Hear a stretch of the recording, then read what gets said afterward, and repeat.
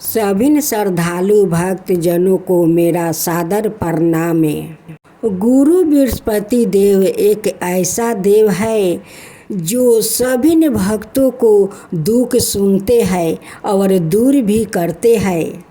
जो भक्त सच्चे भावना से गुरुदेव बृहस्पति भगवान को वो पूजा करते हैं, उन पर वो प्रसन्न होते हैं और उनकी सारे मनोकामना को पूर्ण करते हैं। तो भक्तजनों, आइए हम सब मिलकर गुरु बृहस्पति देव की व्रत कथा को श्रवण करें। गुरुवार व्रत कथा और पूजा इस विधि से करेंगे तो गुरु बृहस्पति भगवान बनाएंगे आपको धन्यवान। कथा में कई ऐसी बातें बताई गई है जिन्हें मनुष्य को ध्यान पूर्वक अपनाना चाहिए। कहते हैं जो व्याकृत श्रद्धा भाव से गुरुवार को भगवान विष्णु की पूजा करता है और गुरुवार व्रत की कथा कहता है और सुनता है, उसकी गरीबी और कष्ट को भगवान विष्णु दूर करते हैं। जीवन में सुख समृद्धि के लिए गुरुवार के दिन आप भी इस गुरुवार व्रत कथा को सुने या पढ़ें। गुरु बृहस्पति देव के दिन सूर्योदय से पहले ही उठे और नित्य कर्म से निवृत्त होकर पीले रंग के वस्तु पहने। इसके बाद पूरे घर में गंगा जल छिड़के। इसके बाद पूजा घर में श्री हरि विष्णु की मूर्ति या चित्रा स्थापित करें। पीले रंग के गंध पुष्प और अक्षत चढ़ाए। इसके बाद चना गुड़ और मुनका चढ़ाकर विधि विधवन से पूजा शुरू करें। इसके बाद मंत्रोच्चार के बाद बृहस्पतिवार व्रत की कथा पढ़े। यह है इस प्रकार से है कि प्राचीन समय की बात है। भारतवर्ष में एक राजा राज करता था। वो बड़ा प्रतापी और दानी था। वो नित्य गरीबों और ब्राह्मणों की सेवा सहायता करता था। वो प्रतिदिन मंदिर में भगवान का दर्शन करने जाता था, लेकिन यह बात उसकी रानी को अच्छी नहीं लगती थी।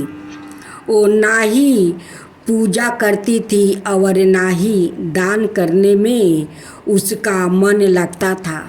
एक दिन राजा शिकार खेलने वन को गया हुए थे, तो रानी और दासी महल में अकेली थी। उसी समय बृहस्पति देव साधु भेष में राजा के महल में भिक्षा के लिए गए और भिक्षा मांगी, तो रानी ने भिक्षा देने से मना कर दिया। रानी ने कहा कि हे साधु महाराज, मैं तो दान पुण्य से तंग आ गई हूँ। इस कार्य के लिए मेरे पति देव ही बहुत है। अब आप ऐसी कृपा करें कि सारा धन नष्ट हो जाए और मैं आराम से रह सकूं। साधु ने कहा, देवी तुम तो बड़ी अजीब हो। धन और संतान से कौन दुखी होता है? इसकी तो सभी कामना करते हैं।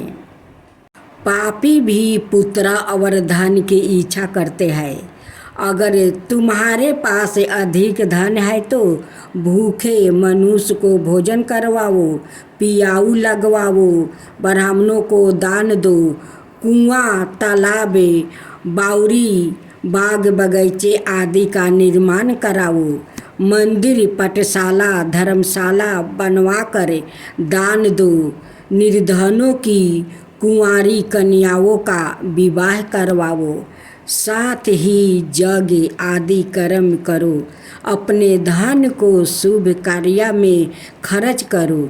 ऐसे करने से तुम्हारा नाम परलोक में सिद्धार हो जाएगा और स्वर्ग की प्राप्ति होगी। लेकिन रानी पर उपदेश का कोई प्रभाव न पड़ा। ओ बोली महाराज मुझे ऐसे धन की आवश्यकता नहीं जिसको मैं अनाए लोगों को दान दूं, जिसको रखने और संभालने में ही मेरा सारा समय नष्ट हो जाए। अब आप ऐसी कृपा करें कि सारा धन नष्ट हो जाए और मैं आराम से रह सकूं। साधु ने उत्तर दिया, यदि तुम्हारी ऐसी इच्छा है तो जैसा मैं तुम्हें बताता हूँ तुम वैसा ही करना। बृहस्पतिवार को घर को गोबर से लिपना, अपने केशों को पीली मिट्टी से धोना, राजा से कहना ओ बृहस्पतिवार को हजामत बनवाए, भोजन में मांस मदिरा खाना और कपड़ा धोने के लिए देना। ऐसा करने से 7 बृहस्पतिवार में ही आपका सारा धन नष्ट हो जाएगा। इतना कहकर साधु महाराज वहाँ से अंतर ध्यान हो गए। इसके बाद रानी ने वही किया जो साधु ने बताया था। 3 बृहस्पतिवार ही बीते थे कि उसका समस्त धन संपत्ति नष्ट हो गया और भोजन के लिए राजा रानी तरसने लगे। एक दिन राजा ने रानी से कहा कि तुम यहाँ पर रहो, मैं दूसरे देश में नौकरी के लिए चला जाऊँ, क्योंकि यहाँ पर मुझे सभी मनुष्य जानते हैं, इसलिए कोई कार्य नहीं कर सकता। देश चोरी परदेश भीख बराबर, ऐसा कहकर राजा परदेश चला गया। वहाँ जंगल में जाता और लकड़ी काट कर लाता और शहर में बेचता। इस तरह जीवन व्यतीत करने लगा। इधर राजा के बिना रानी और दासी दुखी रहने लगी।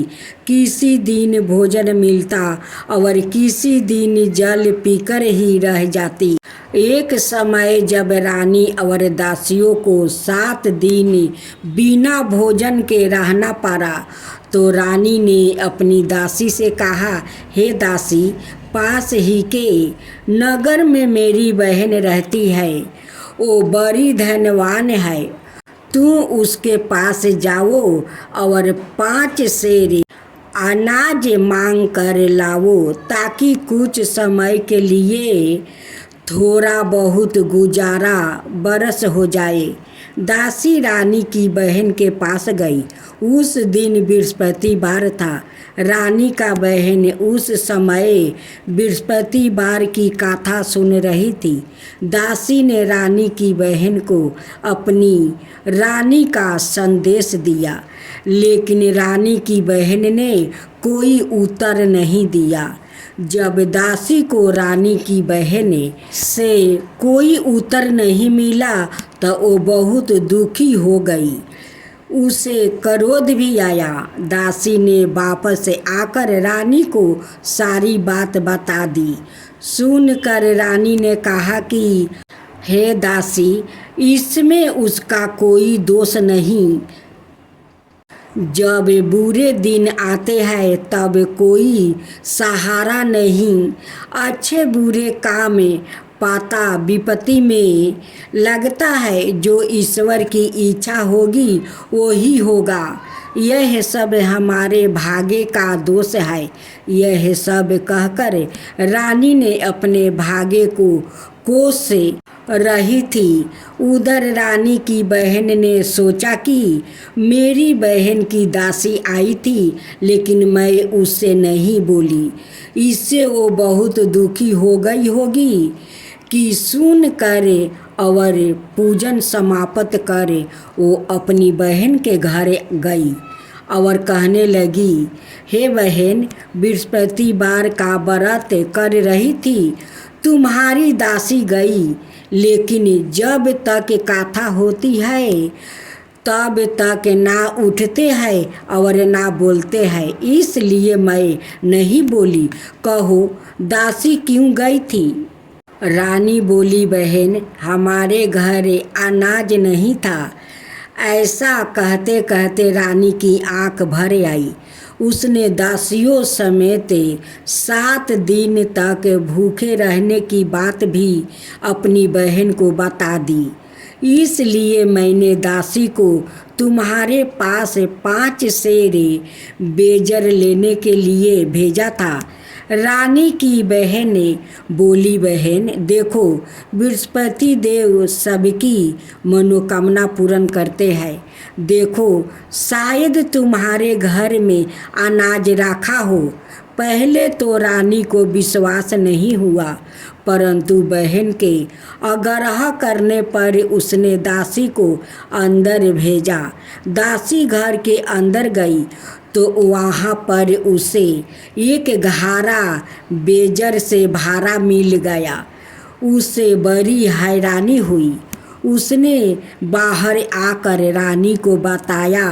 दासी रानी से कहने लगी, हे रानी, जब हमको भोजन नहीं मिलता तो हम व्रत ही तो करते हैं, इसलिए क्यों ना इनसे व्रत और कथा की विधि पूछ ली जाए। हम भी व्रत किया करेंगे। दासी के कहने पर रानी ने अपनी बहन से बृहस्पति देव व्रत के बारे में पूछा। उसकी बहन ने बताया, बृहस्पतिवार के व्रत में चने की दाल, गुड़ और मुनका से विष्णु भगवान का केले के वृक्ष की जड़ में पूजन करे और दीपक जलाए और कथा सुने। उस दिन एक ही समय भोजन करे। भोजन में पीले खाए पदार्थों का सेवन जरूर करे। इससे गुरु भगवान प्रसन्न होते हैं, अन्न, पुत्र और धन का वरदान देते हैं, साथ ही सभी मनोकामना पूर्ण करते हैं। व्रत और पूजन की विधि बताकर रानी की बहन अपने घर लौट आई। रानी और दासी दोनों ने निश्चय किया कि बृहस्पति देव भगवान का पूजन जरूर करेंगे। 7 रोज बाद जब बृहस्पतिवार आए तो उन्होंने व्रत रखा। घोरशाले में जाकर चना और गुड़ बीन लाई और उसकी दाल से केले की जड़ और विष्णु भगवान का पूजन किया। अब पीला भोजन कहाँ से आए? दोनों बड़ी दुखी हुई, परंतु उन्होंने व्रत किया था, इसलिए बृहस्पति देव भगवान प्रसन्न थे। एक साधारण व्याकित के रूप में 2 थालों में पीला भोजन लेकर आए और दासी को देकर बोले, हे दासी, यह भोजन तुम्हारे और तुम्हारी रानी के लिए है, इसे तुम दोनों ग्रहण करना। दासी भोजन पाकर बहुत प्रसन्न हुई। उसने रानी से कहा, चलो रानी, भोजन कर लो।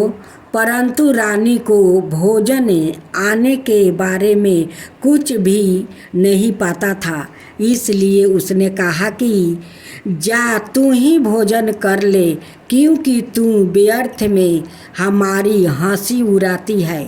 तब दासी ने कहा, एक व्याकित तेरे लिए भोजन दे गया है, तू ही भोजन कर। तब दासी ने कहा, ओ व्याकित, हम दोनों के लिए 2 थालों में सुंदर पीला भोजन दे गया है, इसलिए मैं और आप दोनों ही साथ साथ भोजन करेंगे। यह सुनकर रानी बहुत प्रसन्न हुई और दोनों ने गुरु भगवान को नमस्कार कर भोजन किया। उसके बाद से वो प्रत्येक बृहस्पतिवार को गुरु भगवान का व्रत और पूजन करने लगी। बृहस्पति देव भगवान की कृपा से उनके पास धन हो गया, लेकिन रानी फिर पहले की तरह आलसाई करने लगी। तब दासी बोली, देखो रानी, तुम पहले भी इस प्रकार आलसाई करती थी, तुम्हें धन के रखने में कष्ट होता था, इस कारण सभी धन नष्ट हो गया। अब गुरु भगवान की कृपा से धन मिला है तो फिर तुम्हें आलसाय होता है। बड़ी मुसीबतों के बाद हमने यह धन पाया है, इसलिए हमें दान पुण्य करना चाहिए। तुम भूखे मनुष्य को भोजन करवाओ, पियाऊ लगवाओ, ब्राह्मणों को दान दो, कुआं, तालाब, बावड़ी और बाग बगीचे आदि का निर्माण कराओ, मंदिर, पाठशाला और धर्मशाला बनवा कर दान दो, निर्धन की कुंवारी कन्याओं का विवाह करवाओ, सारा ही जग आदि कर्म करो, अपने धन को शुभ कार्य में खर्चा करो, जिससे तुम्हारे कुल का यश बढ़े और स्वर्ग प्राप्ति हो और पितरों प्रसन्न हो। दासी की बात मानकर रानी कर्म करने लगी, उसका यश फैलने लगा। एक दिन रानी और दासी आपस में विचार करने लगी कि ना जाने राजा किस दशा में होंगे, उनकी कोई खोज खबर भी नहीं है। उन्होंने श्रद्धापूर्वक बृहस्पति भगवान से प्रार्थना की कि राजा जहाँ कहीं भी हो शीघ्र वापस आ जाए। उसी रात्रि को बृहस्पति देव ने राजा को सपने में कहा कि हे राजा, उठ, तेरी रानी तुझको याद करती है, अपने देश को लौट जा। राजा प्रातः काल उठा और जंगल से लकड़ी काटने के लिए जंगल की ओर चला। पारा जंगल से गुजरते हुए विचरण करने लगा कि रानी की गलती से उसे कितने दुख भोगने पड़े। राजपाट छोड़कर जंगल में आकर रहना पड़ा। जंगल से लकड़ी काट कर शहर में बेचकर गुजारा करना पड़ा और अपनी दशा को याद करके व्याकुल होने लगा। उसी समय राजा के पास बृहस्पति देव साधु के भेष में आकर बोले, हे लकड़हारा, तुम इस सुनसान जंगल में किस चिंता में बैठे हो, मुझे बतलाओ। यह सुने राजा के नेत्रों में जल भर आया। साधु की वंदना कर राजा ने अपनी संपूर्ण कहानी सुना दी। महात्मा दयालु होते हैं। वो राजा से बोले, हे राजा, तुम्हारी पत्नी ने बृहस्पति देव के प्रति अपराध किया था, जिसके कारण तुम्हारी यह दशा हुई है। अब तुम चिंता मत करो, भगवान तुम्हें पहले से अधिक धन देंगे। देखो, तुम्हारी पत्नी ने बृहस्पतिवार का व्रत शुरू कर दिया है। अब तुम भी बृहस्पतिवार के व्रत में चने की दाल, गुड़ और मनका से विष्णु भगवान का केले के वृक्ष की जड़ में पूजन करो और दीपक जलाकर कथा सुनो। उस दिन एक ही समय भोजन करना, लेकिन भोजन में पीले खाद्य पदार्थ का सेवन जरूर करना। भगवान तुम्हारी मनोकामना पूर्ण करेंगे। साधु की बात सुनकर राजा बोले, हे प्रभु, लकड़ी बेच कर तो इतना पैसा नहीं बचता जिससे भोजन के उपरांत कुछ बचा सकूं। मैंने रात्रि में अपनी रानी को व्याकुल देखा है। मेरे पास कोई साधन नहीं जिससे उसका समाचार जान सकूं। फिर मैं कौन सी कहानी कहूँ, यह भी मुझको मालूम नहीं। साधु ने कहा, हे राजा, मन में बृहस्पति भगवान के पूजन व्रत का निश्चय करो, सवाए तुम्हारे लिए कोई राह बना देंगे। बृहस्पतिवार के दिन तुम रोजाना की तरह लकड़ियाँ लेकर शहर में जाना, तुम्हारे रोज से दोगुना धन मिलेगा, जिससे तुम भली भांति भोजन कर लोगे और बृहस्पति देव की पूजा का सामान भी आ जाएगा। राजा ने ऐसा ही किया और उसको मनोवांछित फल की प्राप्ति हो गई। इस प्रकार जो भी कथा पढ़ता या सुनता है उसके सभी मनोरथ पूर्ण होते हैं।